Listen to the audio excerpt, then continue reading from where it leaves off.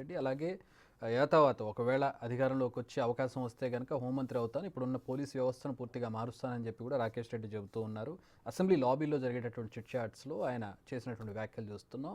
ఇక కాంగ్రెస్ ఎమ్మెల్యే కోమటిరెడ్డి రాజగోపాల్ రెడ్డి మరో ఆసక్తికర చిట్ చాట్ చేశారు. ఇలాగే అసెంబ్లీ లాబీలో బీఆర్ఎస్కు ముందుంది ముసళ్ల పండుగ అంటున్నారు ఆయన. ఇప్పటికీ ఏమీ మొదలవ్వకముందే వాళ్ళు గగ్గోలు పెడుతున్నారని ఎద్దేవా చేశారు. అధికారం ఉన్నప్పుడు విచ్చలవిడిగా వ్యవహరించిన బీఆర్ఎస్ నేతలను చూస్తే ఇప్పుడు బాధేస్తోందని రాజగోపాల్ రెడ్డి అంటున్నారు.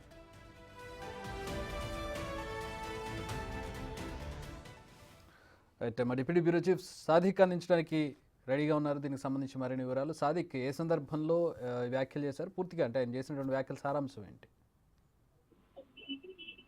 చక్రి మునుగోడు కాంగ్రెస్ ఎమ్మెల్యే రాజగోపాల్ రెడ్డి మీడియా మిత్రులతో ఇక్కడ చిట్చాట్ చేసేయడం జరిగింది. ఆయన చాలా ఆసక్తికరమైనటువంటి వ్యాఖ్యలు చేయడం జరిగింది. రాజకీయ వర్గాల్లో చర్చ కొనసాగుతుంది. పార్టీ వర్గాల్లోనూ ఇటు రాజకీయ వర్గాల సర్కిల్లో చర్చ కొనసాగుతుంది.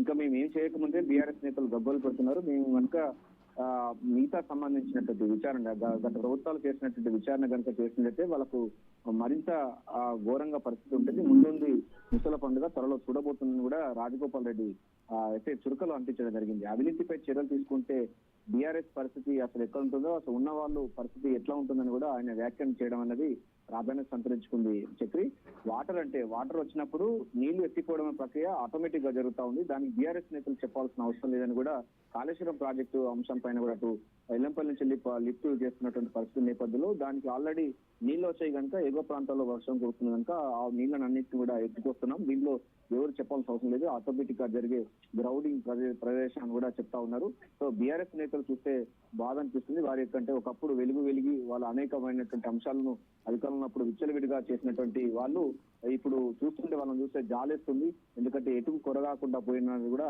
రాజగోపాల్ రెడ్డి మాట్లాడడం అయితే సర్కిల్లో చర్చనీయాంశంగా మారింది. ఇక బీఆర్ఎస్ నేతలకు ముందుంది ముసల పండుగ, మరికొన్ని విచారణ కూడా జరిగితే వాళ్ళ పరిస్థితి ఏంటో అని కూడా ఆయన చురుకలు అంటించడం జరిగింది. Thanks for the update Sadiq.